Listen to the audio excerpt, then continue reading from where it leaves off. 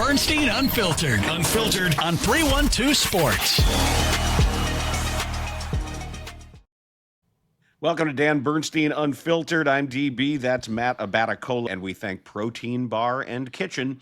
Delicious, nutritious, and protein-packed food and drink. Check out the menu at theproteinbar.com. There was an analysis that was published just recently at cbssports.com. I think this just came out about an hour ago, and it essentially is using the NFL trends that dictate who makes it to the Super Bowl and who wins the Super Bowl to decide who the real contenders are and which teams are not.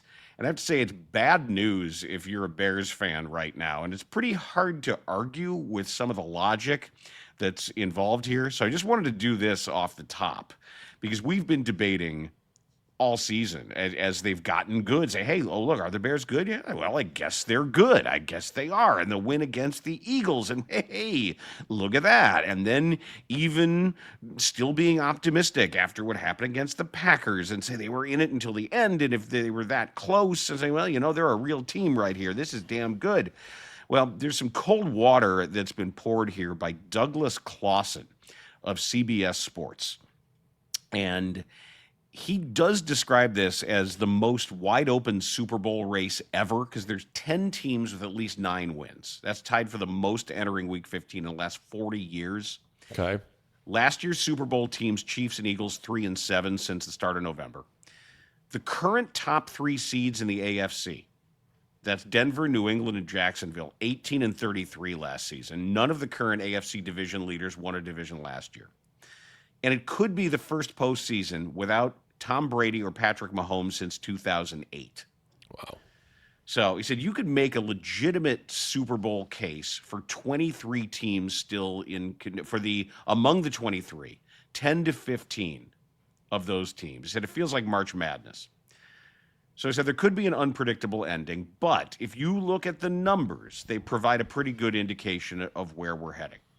So Clawson uses 6 particular trends to do this in a way that with every trend, he shunts away. He pairs everything off to see which teams are left at the end using each of these numbers.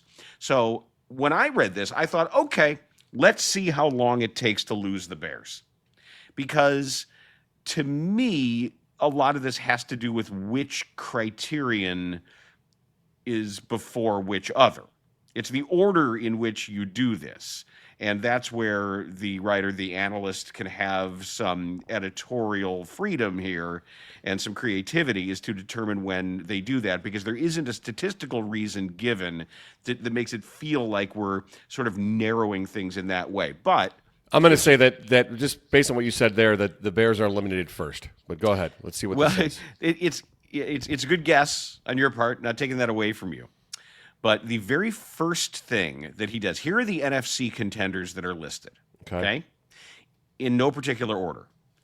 Eagles, Cowboys, Packers, Bears, Lions, Vikings, Buccaneers, Panthers, Rams, Seahawks, Niners. Okay, so that's a generous liberal look. Yeah. So the first criterion, he says, only one team has ever won a Super Bowl with a negative point differential in the regular season. Only one. And I don't think I could have named it. Yeah, how many have been there? Almost 70? I don't even know. It was the 2011 Giants. Giants, okay. The 2011 Giants are the only team that's ever won a Super Bowl with a negative point differential in the regular season. Okay. So he said that history eliminates 9 teams. And this is AFC and NFC. I'm just focusing on the NFC. He says Dolphins, Steelers, Vikings, Bengals, Buccaneers, and Panthers. He said it's a no-brainer. There are teams on this list that just don't belong. We're weeding them out. I don't think anybody's going to miss them. He then says Ravens. Baltimore might have a beef for getting booted, but they just lost to a slumping Steelers team. Controversy or not, costly loss. He then says Cowboys. Says Dallas has come on lately, but reminded us that Quinn and Williams can't save a defense that gives the offense little margin for error. So Ravens, Cowboys, out. Next out, the Bears. and these are not my words, so you can direct your anger at CBSSports.com at Douglas Clawson. Don't be mad at me if you're mad. And I hope you're not mad. I hope you're just taking this as information and one person's analysis. But I know the way things are, the reactions now are just all or nothing. Either you are a hater or a ride or die. Bears, Chicago has a chance to be this year's Cinderella. And it's only been outscored by 1 point.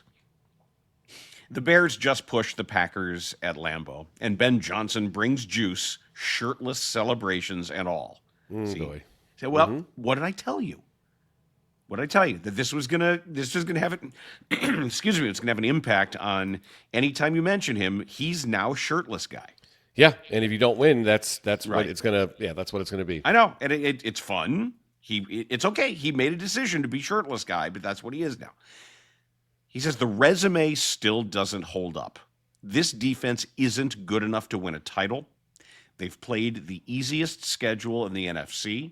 They've tied an NFL record with 5 wins when trailing in the final 2 minutes and lead the league in takeaways. It's a lot of regression signs. It's hard to trust a 9-4 team that's been outscored on the year. Goodbye, Chicago. So that was fast. That's the very first criterion. Knocks out the Bears. And this is just knocking contenders out for Super Bowl consideration. That's all that is. Yep, just this year's Super Bowl. But this is all using numbers. So there's just so you know the other criteria that are used. I don't want to stop right there until I give the Bears a fair shot when we go through the other trends that define Super Bowl winners. Okay. Must be elite on one side of the ball. 56 of the last 59 Super Bowl champs finished in the top 7 in scoring offense or scoring defense or both.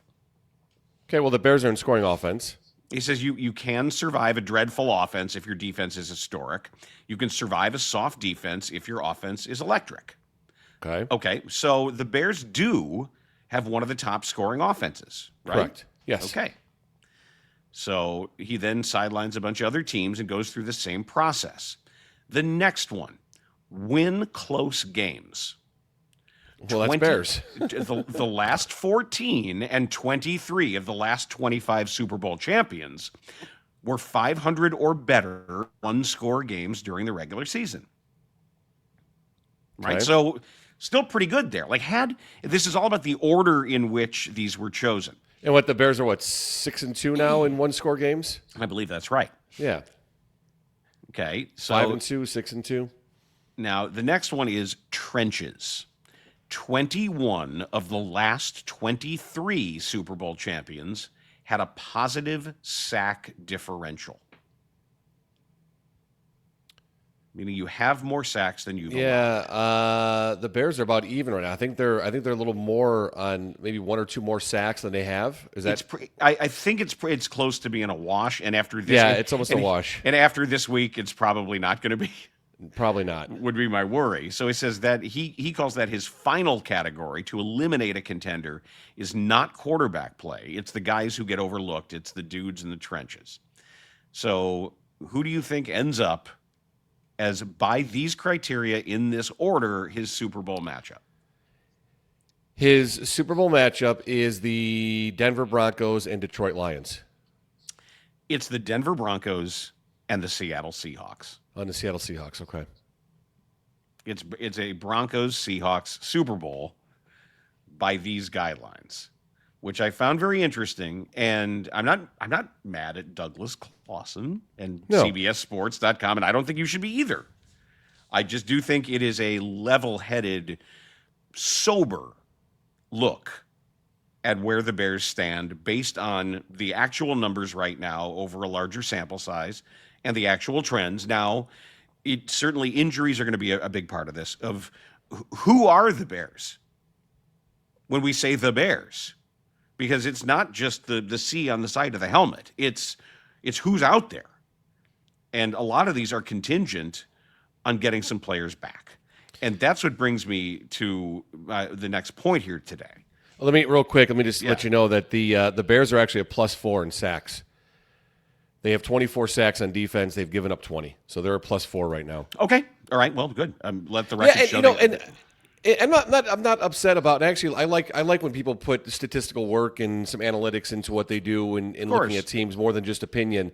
And this obviously is an opinion as well too, and based on the order in which you do that. But I've said this all along. I think the Bears are a team that will make the playoffs, can actually win a playoff game, but they're not winning a Super Bowl this year. So this isn't saying anything that I guess I just don't like anybody talking shit about my team. But I don't disagree. Right? I can say all I want about my team, but I don't have any issue with the bottom line of where this guy came, because I feel the same way. I'm just doing it in a different manner. That's all. It's interesting because my conclusion was nearly identical. My conclusion was, okay, that makes sense. That makes sense. That it sort of felt like their record maybe wasn't exactly indicative of where they were, and that brief fleeting time when they were at the top of the NFC felt like, and I think I said it, celebrate it while you can. Because it was there for a week. Yeah, but we did. And I hope you did. Enjoy those things when you can, because you don't know where any of this is going. And we don't know what quarterbacks are going to get hurt and what is going to happen in these remaining handful of games. And it's also interesting too, looking at the good fortune the Bears have had at this year, during this year at times. One of those good fortunes being the release of C.J. Gardner-Johnson. Yep. And the fact that Kyler Gordon probably isn't playing the rest of this year. You have a guy that is more than capable to replace Kyler Gordon. Now, I think Kyler Gordon's a better player overall, yes, but he is a much more suitable replacement than an average guy on the practice squad or that was on the roster before he was brought in. There's no question he's one of probably the best street free agent midseason signings that we'll reference that. The CJGJ is going to be a guy who we think about later on. I remember it was Jason Peters, who was the Bears' sort of stalwart left tackle for a lost season when he was out on his fishing boat. That was before the season. And somebody probably would have signed him at some point, or was that one game in? I think it was actually may have been one game in or before, yeah. But to be close to the middle of the year and be like, hey, there's this guy. What do you think? He's out of work. Let's bring him in. That's pretty special. It is special, and depending on how this season ends, that'll be a higher degree of specialty, or not. So we'll see where it goes. But that's one of the things that we can look at this year and say that was a good fortunate bounce for the Bears. Something else that I'm noticing this year that's coming from the Bears as we start looking at the injuries here and what they're going to do this week is how good the Ben Johnson regime is. The Ben Johnson administration is really good at withholding injury news. If you think about it, just sort of, it may be my feeling this year, but it just seems like usually you would hear something and then it would leak, or the player would say something, because the player themselves is not bound by HIPAA regulations. Right, they can talk about themselves all they want. The patient can say whatever they want according to those laws. And usually you'd find something out, I tweaked this, or it's going to probably be a couple weeks. This thing's on lockdown, man, that we don't find out anything. And that's why we're go ahead.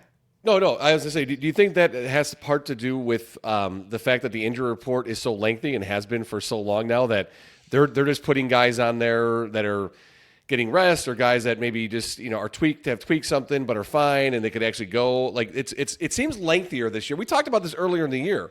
Mm-hmm. Like, does it seem like the injury reports are longer and lengthier than they have been in previous years? It may be, but the cynic in me would think that is a function of legalized gambling.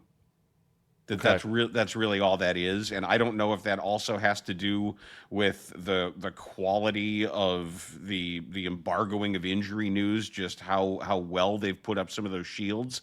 But the fact that how long has Odunze had a stress fracture in his foot? How long? Well, at least 2 or 3 weeks before we knew that he did, right? Minimum. Yeah, minimum. Minimum. And then it causes us, the trade-off that you make is you get speculation. We have to read every comment and the tone of every comment from everyone involved for portent. So when Ben Johnson yesterday talks about Kyler Gordon and says, "Yeah, no update after the game, it didn't look good," and you're like, "Ooh, boy, there's all kinds of adjectives we can use."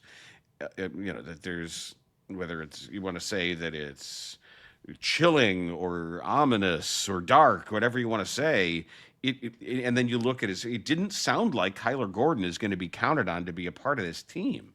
Yeah, it doesn't sound like that at all. And I don't think they're hiding information from Ben. I think Ben Johnson knows. I think he knows everything. I think he knows everything the moment anybody else knows it, unless Gordon was actually in an MRI tube and they were waiting for the results when he was talking, which is possible. That happens. But I certainly didn't like the sound of it. And when it comes to Odunze, say what you want about his drop-off in production and whether or not it was injury-related, they need him on the field. Their passing offense is not the same without and their run game isn't the same without him because of what he does. Missing him is a really big deal. No, I agree. And I think it was weird when Kyler Gordon was in the MRI tube that Brian Dable was in there with him. I thought that was strange. He was just laying on top of him. And I thought, that's weird. That's an interesting approach to it. Yeah. Like, hey, You're fine. You're fine. What are you doing in here? Get out of the tube. What are you doing in here? Don't worry about that. I like it in here. And then Cam Scattaboo pops in. Hey, dudes, what's up?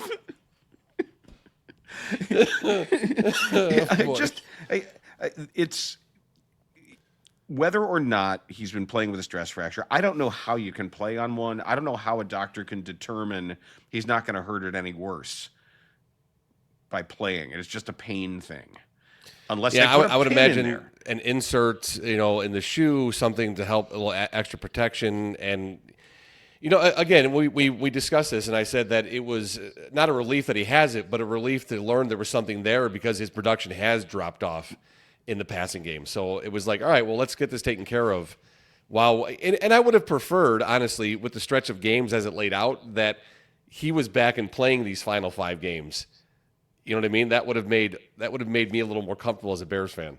Failures. I know my. I think overall, then I think we're definitely in the. I think we're plus. Yeah, I think for sure. I would say, and we could do it. We could go back and find out. I think we're probably up.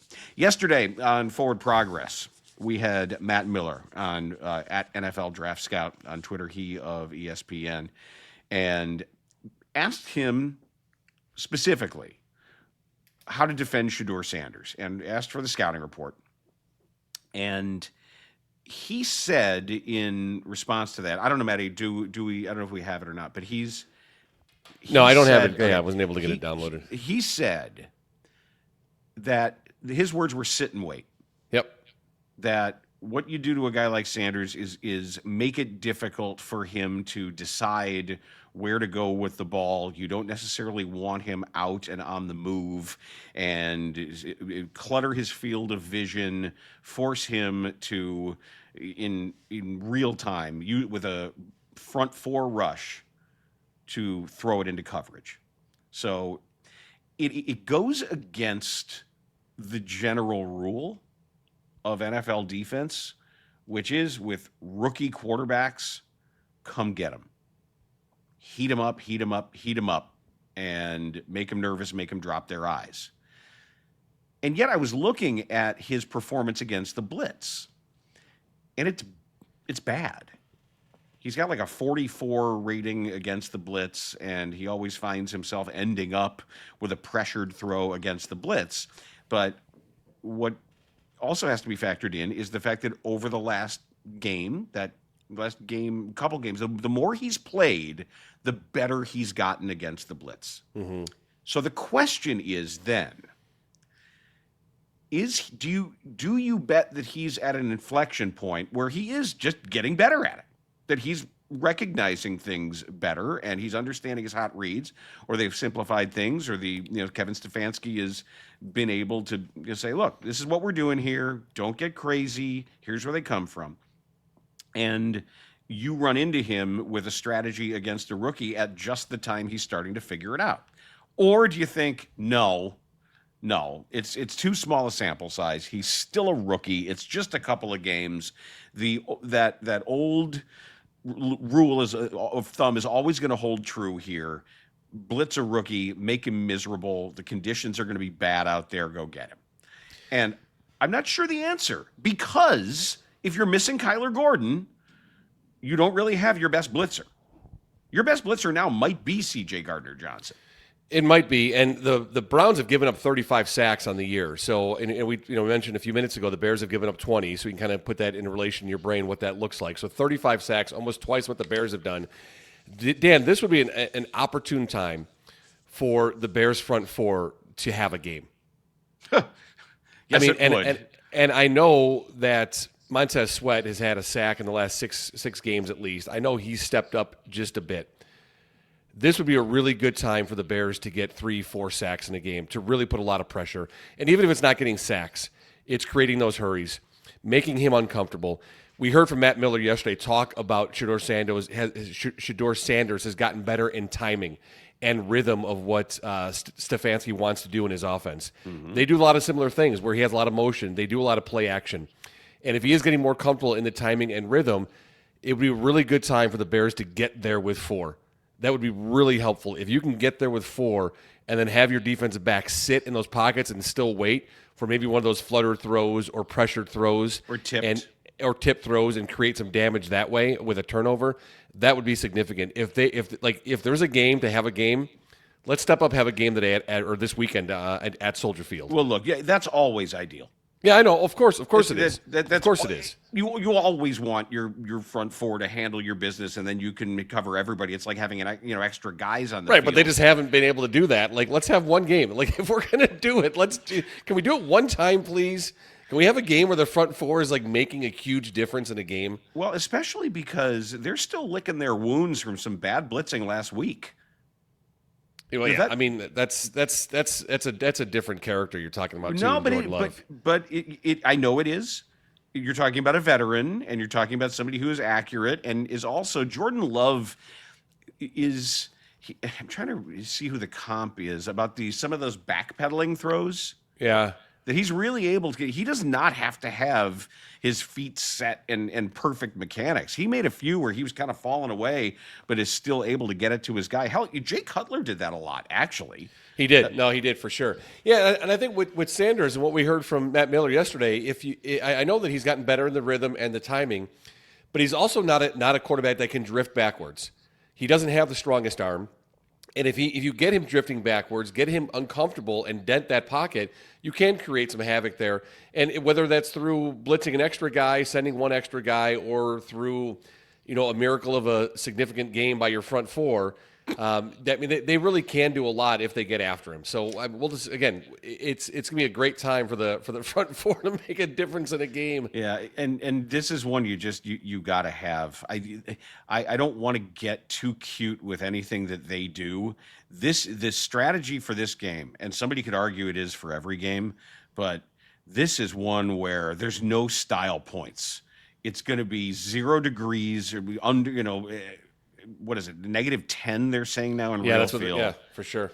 So whatever you got to do to just finish that 60 minutes with more points in this one, you can get on to dreaming your bigger dreams and having another big Packer week and all that after the fact.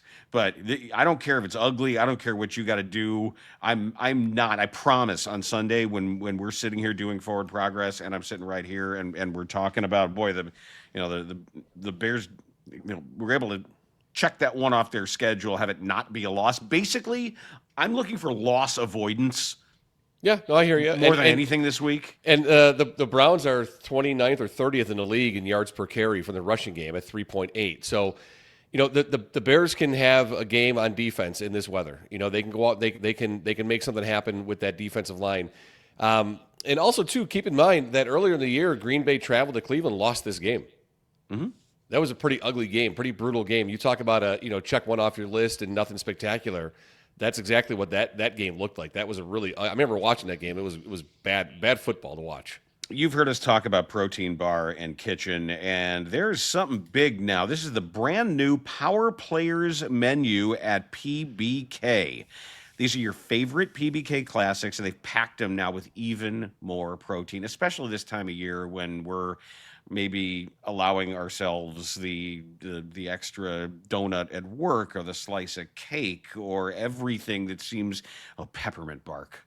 I am just an absolute suck. I can't chocolate peppermint bark. Forget it. And then you think about lunch and you think about when you're at work and what you want to do and before your workout. Just go to Protein Bar and Kitchen because that way you can get the kind of protein-packed meal or snack that's going to fill you up and fill you up with healthy food.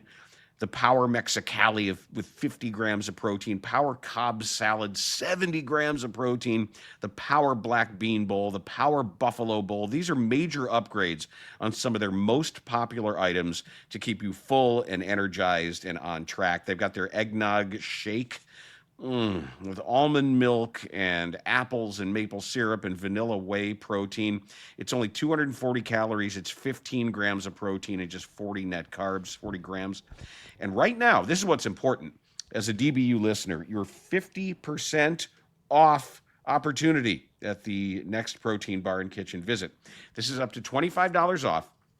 It's one use per person when ordering in the app or at one of their digital kiosks. But I suggest you get the app because that way you get points and rewards and all that, and you could build that stuff up. So remember, as a DBU listener, you can get 50% off when ordering at the app or the digital kiosk with your DBU code. So the offer not valid on delivery or catering orders, not available at airport locations, but it's Protein Bar and Kitchen. Download that app for all day power.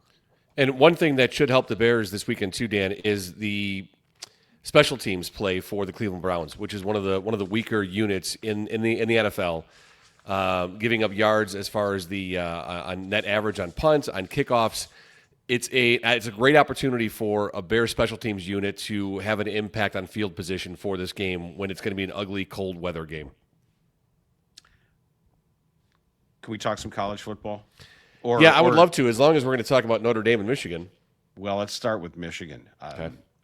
So this news crosses late yesterday that Michigan head coach Sherrone Moore was fired for cause because of an inappropriate relationship with a staffer. And immediately we start with the memes and the jokes. And the comparisons, I don't know, did you see the Step Brothers meme that had them in the Mel Tucker and Sherrone Moore in the pose of Step Brothers, oh boy. And then we hear that there was a situation and it's still very sketchy right now. All we know is he is currently in jail, that Sherrone Moore was arrested outside of Ann Arbor. And we don't even know exactly what the charge is now. I haven't seen anything. And what I found interesting was initially the report said detained, and then it said detained and jailed, and then it said arrested. Now, what I heard from a source, the wording was that in the immediate aftermath of the firing, what I have from a source here, and I got to find it the way it was worded directly.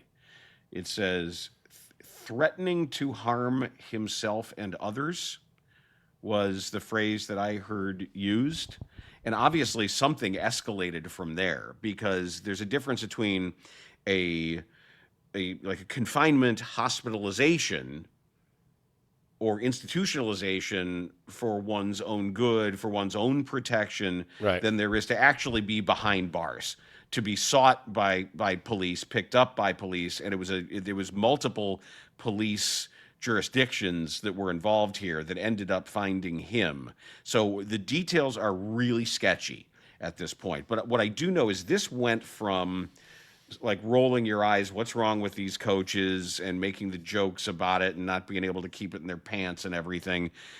We went through here with the Bears assistant coaches under Matt Eberflus, where he kept losing guys for being perverts. and then what happened with Mel Tucker, and now you're like, well, here we go again. But it's clearly worse than that. There's clearly something else going on right here.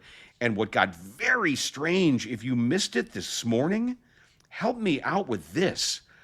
Adam Schefter went on ESPN earlier and said, we haven't heard from Sherrone Moore. We haven't heard his side of the story yet.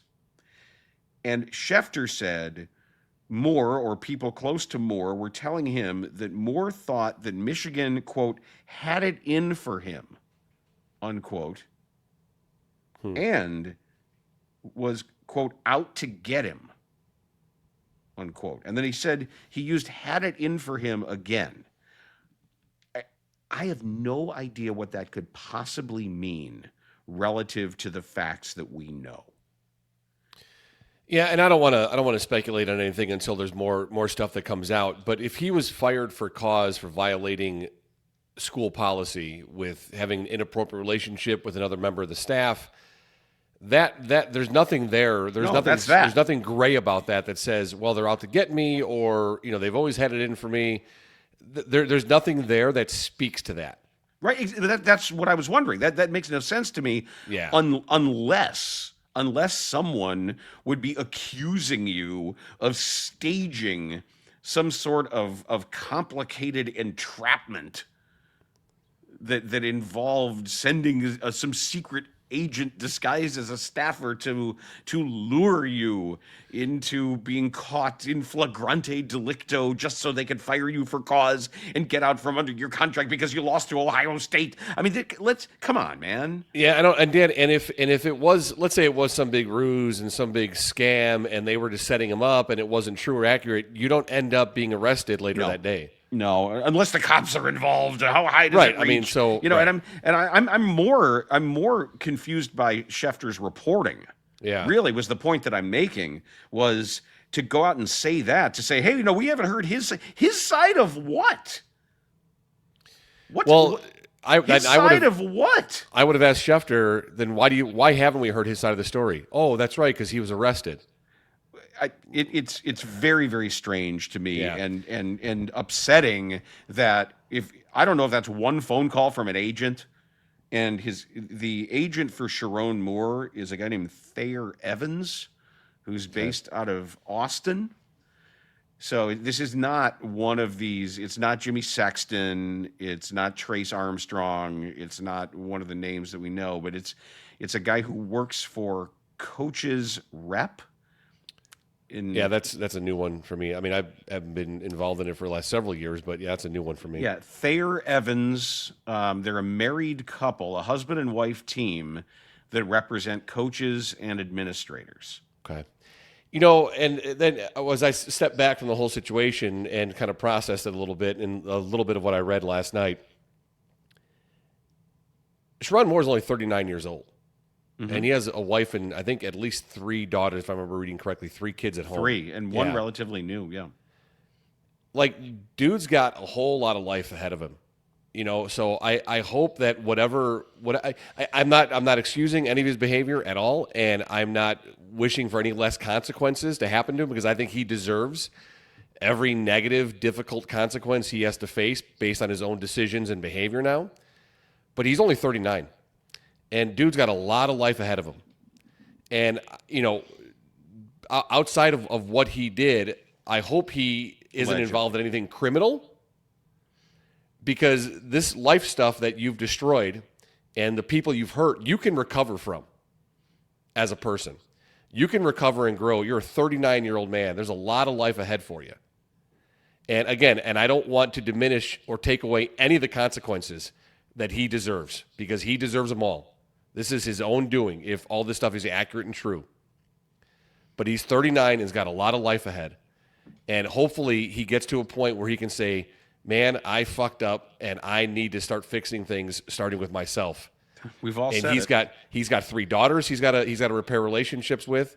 If his wife never wants to see him again, God bless her. If she wants to forgive him and whatever might take place there in their relationship, that's all on her. And if she never wants to see it, it makes it harder for him to be, a father again. He deserves that. Those were his actions, his choice.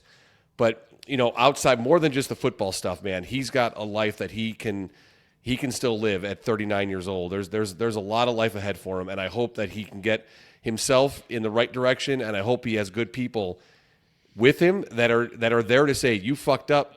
It doesn't mean I'm not going to be by your side. And I hope he doesn't have just people there going, well, they were out to get you, and this is unfair of what Michigan's doing. I hope he has the other side of that too in his life. Yeah, and I also say that I feel terrible. There are a lot of people in the coaching industry who are watching something like this, especially after what happened with Mel Tucker so near geographically. Right. That I don't want this, and it because I know it will be, though, and everybody knows that it will be a setback for black coaches. Yeah. And it sucks that the actions of an individual end up being broadened to affect people's judgment in the future. But it shouldn't happen. But I think realists out there know that when things like this happen, it's bad for everybody who's rooting for more representation and more equality when it becomes reflective of your player base and your culture and your larger community. To have something like this happen it's a setback in some larger ways as well, to more than just the Michigan program. And I'm already seeing people like, who's going to coach Michigan? The new coaching derby is on, and we're already seeing some of these names. I'm not there yet. No one should be there yet. It's story's not even a day old, and we don't even know all the details of what's going on. We don't know what happened. Right. We don't know, especially when there is a possible, we can say there is obviously a criminal aspect to this. He's been arrested. Right. And there's a law enforcement aspect to this, and we don't know when some of this stuff started. Was there any kind of criminal investigation that had anything to do with this before the firing? Or was it just his reaction to the firing or conflict after the firing that created the initial involvement? We do not know, and nobody is saying anything right now. So yeah, and to your point there, it's too bad that, but it's also not surprising if that's a reaction about black coaches in college football or in sports in general, because it just shows, as far as we've come from a race perspective in this country, we haven't come far enough. No, because you still have setback. Yeah, it still keeps getting set back, and current things happening, it still gets set back. It still is being set back, but you can have white coaches involved in sexual assault scandals and abusing and hurting and sexually abusing children. And it's not the same type of impact where this has, and you've got people still wearing Joe Paterno buttons. You have a whole segment of your board of trustees and the powers that be pulling the levers at Penn State University. Did you see that Terry Smith, the interim who was wearing the 409 button, they made a huge show of announcing that even though they've got Matt Campbell coming in, they're keeping this guy. They're keeping the assistant, and you know why? Oh, I read comments from Matt Campbell. I don't know if those are true, genuine comments of his own, volition, or if it's like, hey, you want this job, this guy stays too. You know what's going on there. And that's not good. Their that's spy. Not good. That's their spy. That's the JoBot spy. 100%. And that's the Brian Kelly LSU thing. Like, why would you do that to yourself? Why would you come into a major football program and say, sure, I'll keep some of the old guard around because you guys want to spy on me? Done. Those knives have been sharpened, and they're in a drawer right now. Those knives are ready for Matt Campbell. When the JoBots want him out, when the JoBots feel he's not Penn State enough and doesn't worship at the altar of Joe Paterno enough, Terry Smith will be there. Those knives will come right out of that drawer. But you know what? I'll tell you what will happen. Terry Smith will be involved in getting him fired, but he will not get the head coaching job.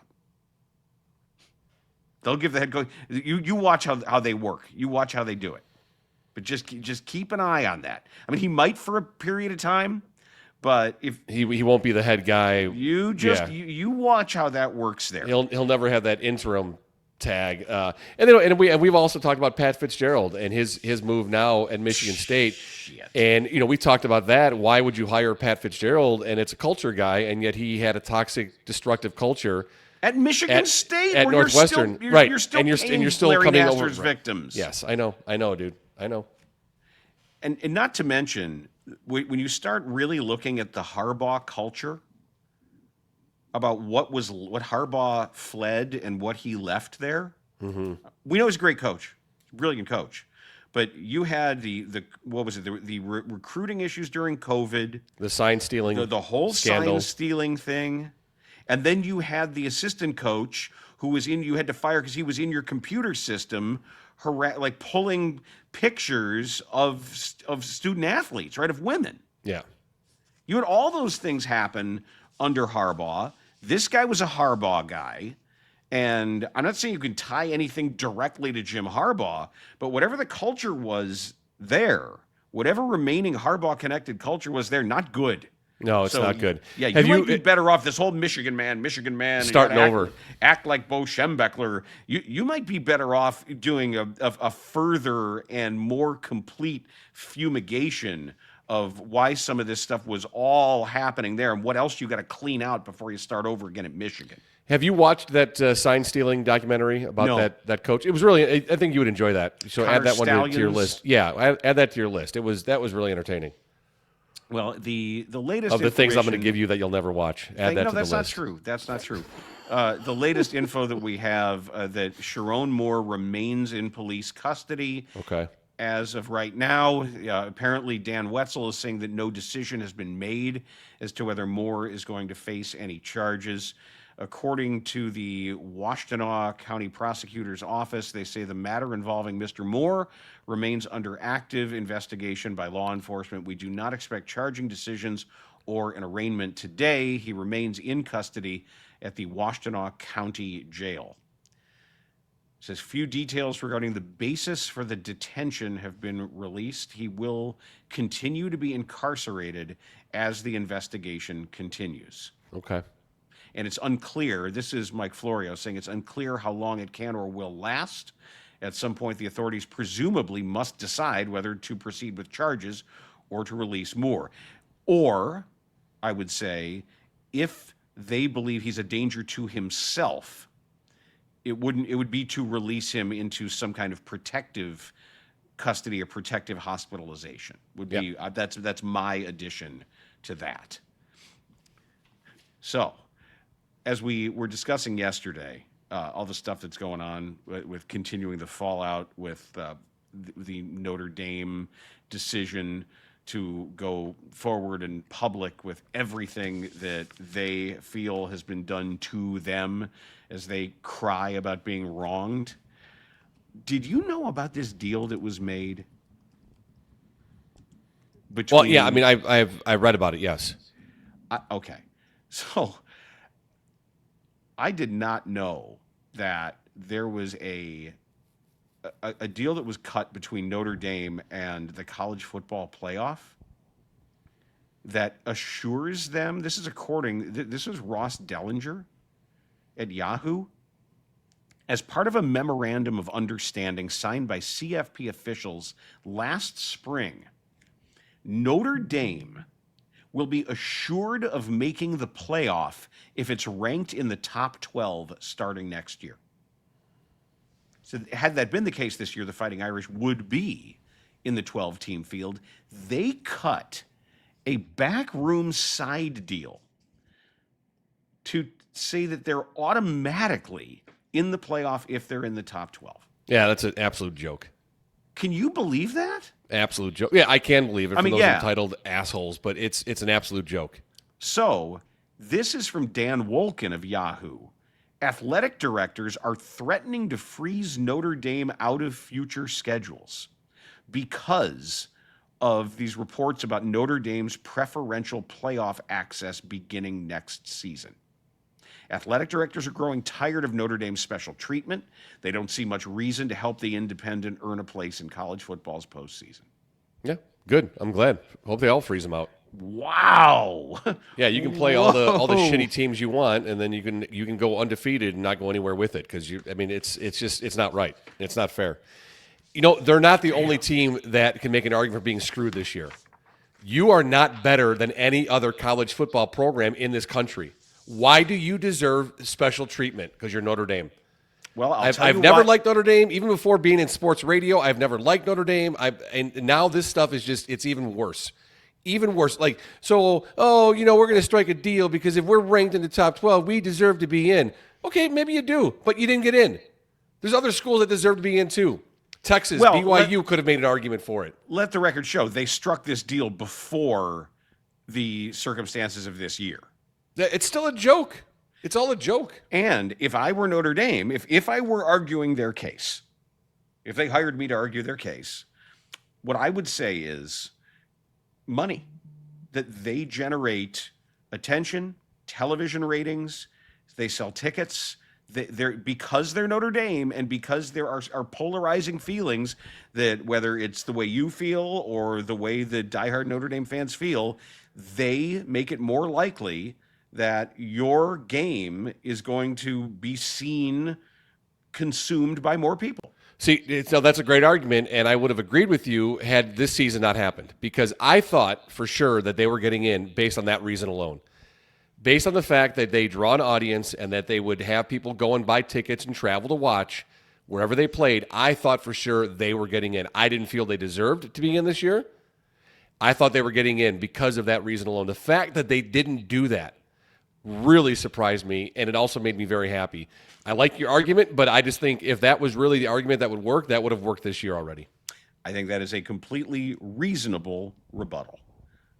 However, I don't think we have heard the last of the Notre Dame crying nor the reaction to the Notre Dame crying. And man, if in fact this becomes a scheduling Cold War, yeah, I just want to watch it play out. I do too. I would love to see, because you know what? You can always schedule games.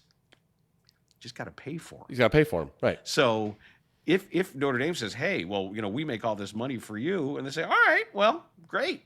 Show us more of it. Yeah, I mean, I can't wait to watch Notre Dame play. Front.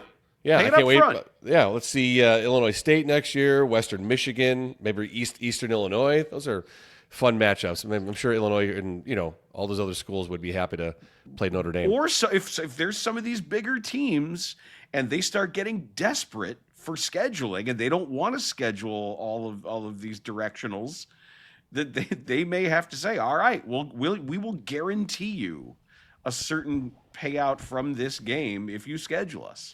And we can have this discussion another time, maybe next year during college football, but the whole idea of these early games and early seasons where teams are winning 77-0, I get it. I get how it benefits those small schools and the money and the attention that they get. I understand all of that. I just don't like it.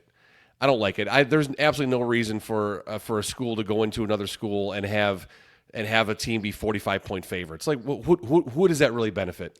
What does it help? It used to benefit back before everything was completely interconnected, before transfer portal and NIL.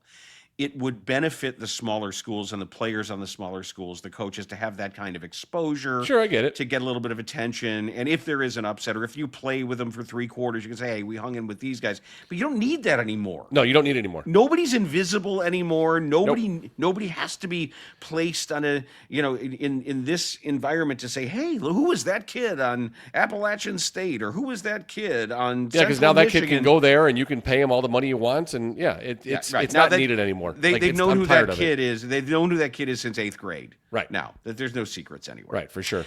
I know your gift-giving pattern. You don't know that I know it. And it's going to scare you how well I know it, but I do. So what you do is you're saying, this year I'm going to be thoughtful. And this year I'm going to look at all these commercials that have all these perfect gifts and have all these emotional reactions. And then you say you're going to do that, and you don't. And you know what you do? You buy a gift card. And that's it. And you rationalize it, and you end up buying a gift card, and you're like, all right, well, I got that out of the way. Don't do that this year. You still have time to actually be thoughtful, and it's easy. And we're going to make it easy for you because of the Aura frame. This is lovely digital picture frame that allows you to find a personal gift for the people to whom you're closest.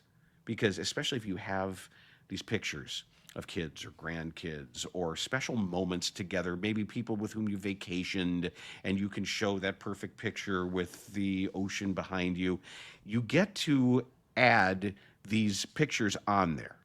You can do this before the gift arrives. You can personalize it, you can add a message, and you can put these pictures on there. And maybe you're getting it for yourself. That's cool too.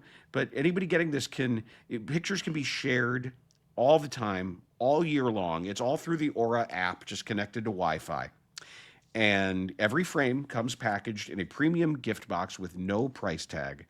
You can't really wrap the idea of togetherness or family, but with Aura, you can frame it.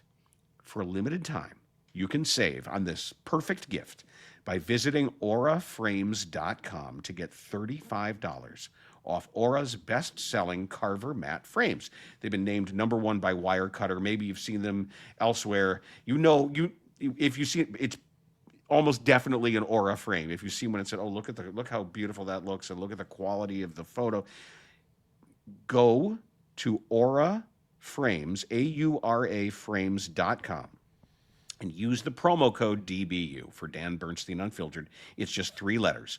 It's AURAFrames.com, promo code DBU. It's exclusive to you for listening.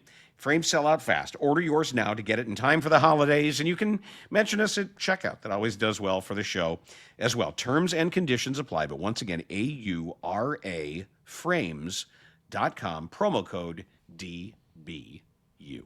Hey, if you're enjoying everything we have here in 312 Sports, starting with DBU and Forward Progress and Organizations Win Championships, make sure you get the 312 Sports app. It's available at the Apple App Store, on Google Play as well. You can send us audio messages. You can message into myself or to Dan as well. Lots of great rewards there. We currently have Chicago Firehouse Restaurant, Giordano, Smashburger. The promo code on those is BEARS, BEARS. Bears. Just but Bears. Get the app. Do it now and then register so that we can connect with you as well, too. One other area of community I want to share with you is if you're familiar with the app Reddit, the online community of Reddit, one of our longtime listeners and his friends, Schmutzy, started up a community for us called Bernstein Unfiltered on Reddit. There's about 1,000 people that have joined in there now and communicate and hang out with each other. Yeah, I jump in every so often and share some messages and thoughts. And if you are familiar with Reddit, go ahead and get in there Reddit and check out Bernstein Unfiltered. I'm actually, you've seen the 312 T-shirts that we have that we both have worn, the actual 312 Sports T-shirts. Yeah. I have one of those earmarked for a contest we're doing right now in Reddit. So go to Reddit, be part of the community, and then participate in what we're doing. And I'm going to give one of those away next week. So, again, if Reddit is something you're familiar with, I was not until this show. It's a very interesting community, but it's just a way to connect and to be with other people that share similar interests as you. Bernstein Unfiltered is the Reddit community that you can find. So go ahead and do that. And one other thing, if you have not checked out our friends at Lucy yet, you know, Lucy, we've talked about Lucy for several weeks now. Their products are 100% pure nicotine, always tobacco-free. They come in pouches, gum, and breakers. Have you checked them out yet? Now, their breakers are the pouches that have the burstable flavor capsule inside. You can crush anytime for an instant burst of hydration and flavor. Lucy products are available in a variety of flavors like mint, wintergreen, apple ice, mango, berry citrus, espresso, apple cider, cinnamon, and pomegranate. There's definitely a flavor there for you. Now, if you're looking for a tobacco-free product that delivers that kick of nicotine you need for an extra boost in your day or something to help take the edge off, Lucy Products has exactly what you need. So let's level up your nicotine routine with Lucy. Go to lucy.co/DBU. Use the promo code DBU to receive 20% off your first order.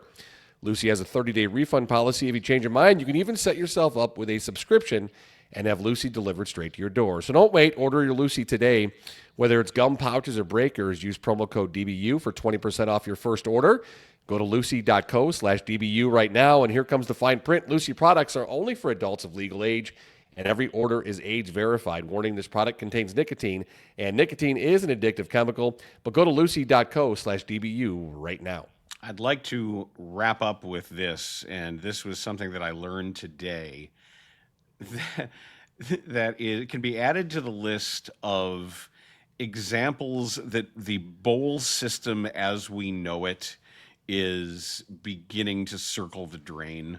And we know that it is because of the playoff system and everything else. And there's a couple of bowls that have decided, as this all spins into irrelevance, to try to embrace the silly. And I give a lot of credit to the Pop-Tarts Bowl and the Duke's Mayo Bowl and the famous Idaho Potato Bowl for making it kind of fun and goofy and being able to rescue a little bit of marketing meaning from this whole receding tide of bowl games. Did you know that where Michigan is slated to play? Do you know in what bowl they're headed to this year?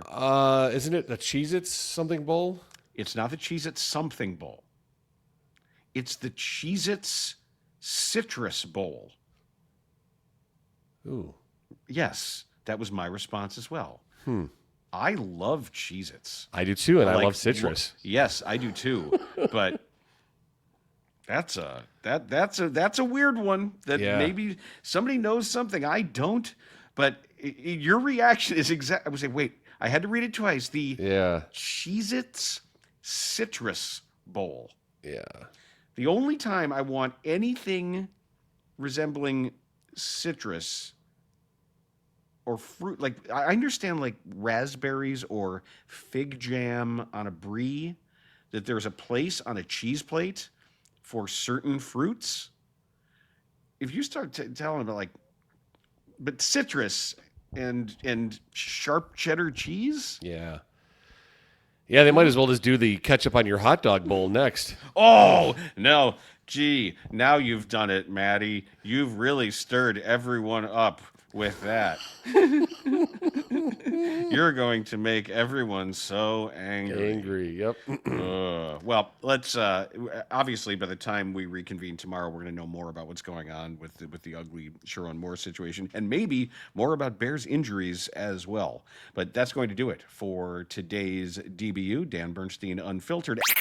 Dan Bernstein Unfiltered on 312 Sports.